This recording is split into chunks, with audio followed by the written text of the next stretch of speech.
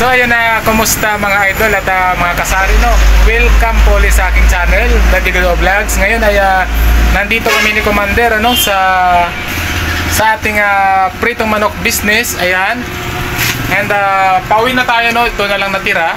And ang oras ngayon ay oras na ba? Alas 8 pa lang mga idol, oh. So maaga tayo makatapos ngayon, makauwi, no? After 2 days na mahina tayo. Dalawang araw, kaya pala dalawang araw tayong mahina kasi ngayon pala ay malakas. Siguro bumubuelo pa. So what share natin ngayon, ano, bakit kung paano tayo magiging mabenta, no? Sa kabila ng tayo ay ayun, kapakita ko sa inyo kung ano yung kakompetensya natin. Kaya na humusga mga idol at mga kasari. So ayan ang ating kakompetensya, oh. Alam niyo na kung ano yan. So sekreto natin mga idol at mga kasari, no, sa ating pritong manok business. Ito ay katas ng ating sari-sari store. Ayan, papakita ko sa inyo. Ayan. Maliwanag kasi marami akong Christmas light.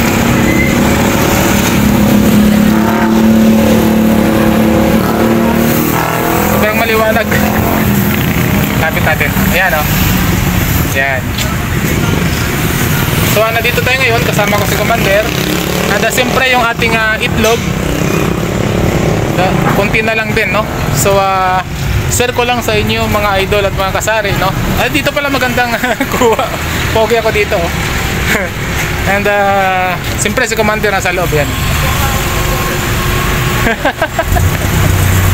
Maganda pala dito, yan. And siyempre share ko sa inyo mga idol at mga kasari, no?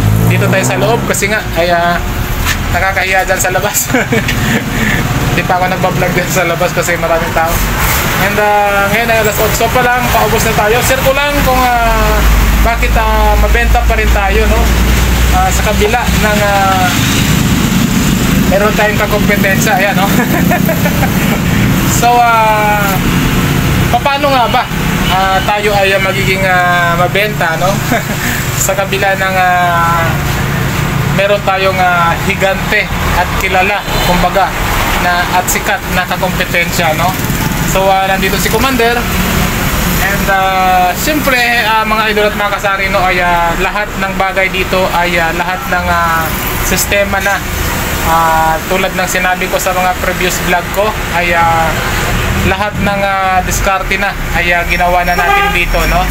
Dahil nga ay sinusubukan natin, ina-upgrade natin, and lahat-lahat ay sinubukan natin magbenta ng maliit, malaki, malaking-malaki. And siyempre yung mga yan, liig, ilang piraso na lang yung wala na liig, lubos na. And nag-try na rin tayo ng dito ng atsara. And ito ating buo nating manok. So ay 1.2 kilos, 280 ang benta natin. So kanina meron tayong 0.9 kilos, no? Kulang-kulang 1 kilo, 240 yun. So naubos na tayo, naubos na. So ito na lang nag-iisa ang ating buo. Ubos na rin yung ating 280, no? Kasi nga naunang ubos yung 240 natin, yung isang buo na 0.9, no? Ito ay 1.2 kilos. So ay nag-iisa na lang si ano. And yun, sinubukan natin lahat kung paano ang process talaga. And siyempre yung pagluluto and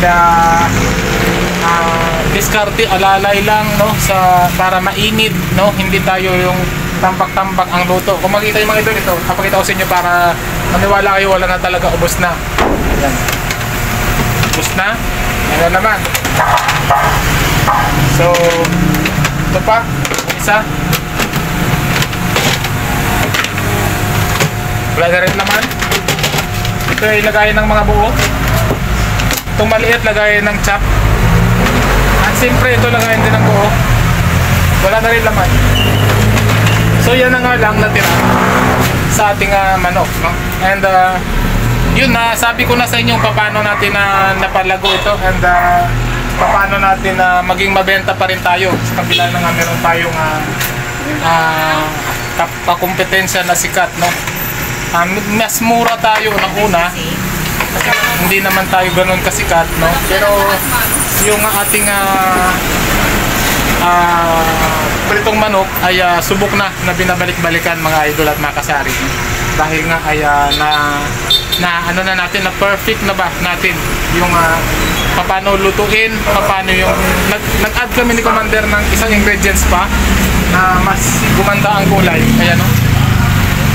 Yan, gumanda na ang kulay niya. Talagang na-perfect natin, no? Kasi nga inaaral natin kung gaano katagal lutuin. Kasi ganun lang naman mga idol, mga sari, para maging mabenta tayo. Yung magiging maayos at magiging maganda, malinis, no? Yun lang naman kadali yun eh. And siyempre yung ating manok nga, yung hindi tayo iba kasi tambak-tambak tapos initin, no? So depende na yun sa customer kung papainit niya, no? Kasi tayo hanggat maaari ay hindi natin iniinit. Unang-una mga idol at mga kasari, kahit bumili tayo dyan sa mga sikat na fast food chain, McDo, Jollibee, Mang Inasal, pag uwi nyo sa bahay ay iinitin nyo yan, mag-iiba talaga ang lasa niyan at magdadry din yung loob kasi nga yung pagka-juicy niya ay mawawala, no? Magiging crispy siya pero hindi na siya ganun ka-crispy tulad ng ganito ka-crispy. So magiging dry na yan. Kaya kung mga iniiwasan natin na talagang mag-iinit yung customer, sinasabi na iinitin, nasasanay na yung mga customer na talagang sinasabi nila na mainit, pakiinit, no? Pero dapat hanggat maaari ay hindi po iniinit ang pritong manok mo natin, no? Pwede naman yun, kaso ay magiging dry ang loob ng manok, no?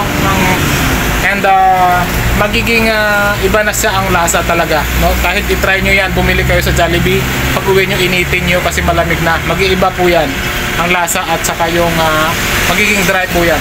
So unang-una ganyan, pinapaliwanag na natin yan sa customer. Pero kung talagang mamilit sila, ay iniinit na natin, gusto nilang mainit eh. Pero sinabi na natin na mag-iiba ang lasa, din magiging madry. And sinubukan na rin natin mga idol, magsari ang ating sauce, no? Ay para maging mabenta tayo lahat-lahat ay binibigay na natin. Sa isang buong manok, magbibigay tayo ng 2 or 3 na gravy sa isang buong manok. Tapos may kasama po yan na isang tuyo. And may kasama rin yan sa isang buong manok yan mga idol. At may kasama rin yan suka. And may kasama rin yan kalamansi at saka sili. So yung kalamansi natin ubos na. So isang buong manok, 3 gravy o kaya 2 gravy. Tapos isang tuyo, isang kalamansi, isang sili at saka isang suka. Yun na yung isang ano niya na yun, isang package niya na yun. Then yung kalahati, 2 gravy, ganun din. Isang tuyo. So kasi mahalaga mga idol at mga kasari, no, na sagana tayo sa sauce, no? Hindi tayo tipid. Sakto lang tayo kasi ang tubo natin sa isang manok ay hindi tulad ng sari-sari store na isang items piso, 2 piso hanggang 5 piso. Ito malaki, isang items lang, malaki ang ating tubo dyan sa isang pirasong manok, no? Hindi yan bumababa dyan sa 50, 70, 80, 90, 100 pa ang isang buong manok ang ating tubo dyan, no?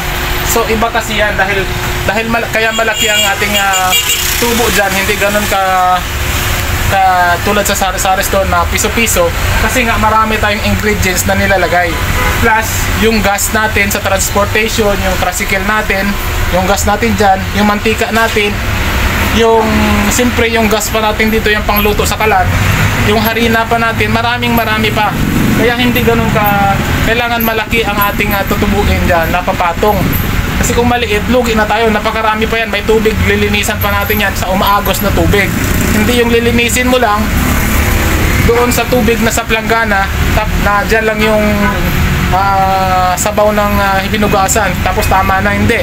Dapat yung nagdi-drain yung tubig para labas talaga yung lahat ng dumi na kasi yung hugas ganun lang, tapos dyan lang, hindi ganun ang aming proseso. Kaya siguro nagiging mabenta rin kami kahit papano dahil ang paglilinis po dapat hindi yung isang planggana ng tubig ilalagay doon tapos gaganunin ilalagay, hindi ganon. Dapat isa-isa po yan sa umaagos na tubig para ang hinugasan ay hindi mapupunta doon sa ibang karne rin ng manok, hindi magsama-sama. So isa-isa yan mga idol, lalo na sa liig, isa-isa yan. Pag nakita naman ng customer na very malinis, no, napakalinis yung karne ng manok, kahit sa hilaw makikita nila dito na nilalagay natin sa harina ay maraming tao dyan, tapos nakita nilang manok fresh na fresh and malinis na malinis, sigurado ay babalik sila talaga. At nag-aantay pa yan ng ilang minuto pa kapag maubusan na tayo ng buo dyan. Tulad kanina, napakaraming customer, no? Sabay-sabay, nakikita nila na nagluluto tayo, makikita nila yung hilaw na ginagano natin, tapos ilalagay natin sa dito sa kawali. Talagang masasabi nila na talagang malinis yung ating manok. Yun lang naman ang diskarte, mga idol at mga kasari, sa pagluluto. Kailangan talagang ano tayo, honest tayo, no? Wag yung bara-bara, wag yung dugyot-dugyot, wag yung ano-ano na pagluluto. Kailangan yung talagang kung ano yung intention natin na talagang kumita tayo, ganun din yung intention natin sa customer na ibabalik natin sa kanila. So para magiging ano tayo, magiging consistent yung customer natin na pabalik-balik. Kung makikita natin, nakikita ko yan dyan sa kabila, sa Undox, nakikita ko yung kanilang pagiging consistent, no? Sa delivery, araw-araw, delivery sa kanilang mga product, consistent yun, yung oras nila, yung tao nila. So dyan palang makikita mo na ganun talaga ang dapat ang process, no? Kaya sila lumaki dahil talagang consistent yung kanilang ginagawa araw-araw, ay ganun lang ganun dahil sila ay ganun na, no? And tayo ay tuloy-tuloy natin na ini-improve, hindi lang yung itong pwesto natin, nakikita yun dati, maliit lang ito, tuloy-tuloy natin in-improve, pinalago natin ng konti kahit paano. Nakapag-ipon tayo sa previous vlog ko nga, ay yung lahat ng buhay na mano, ito marami na naman tayong buhay na mano, papakita ko sa inyo. Ayan.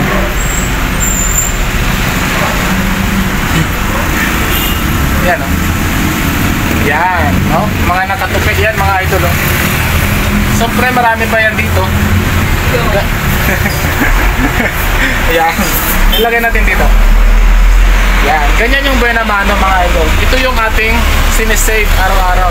Ngayon dito sa ating kaha, meron tayong buhay na mano, ayan, no? 500. So ito yung sinisave natin, no?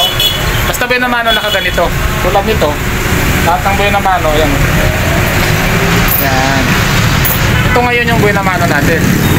Yan.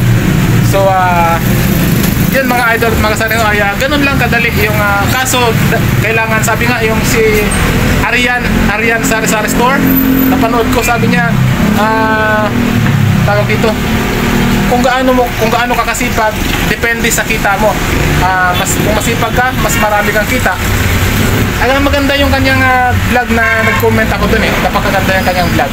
So sana mapanood nyo rin yun, nakaka-inspired, no?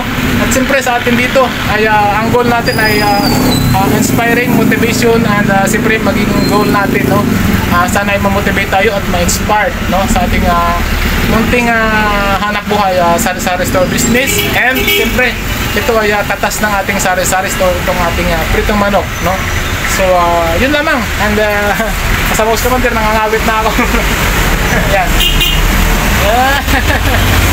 Kasama yung mapili na yan para makauwi na tayo dahil maaga pa naman, nag-isa na lang. Yan, customer na. So tatapusin ko na. And yun lamang mga idol at mga kasari, no? Kaya tuloy-tuloy lang tayo. God bless. Sumabuhay tayo mga Pilipino. Bye-bye.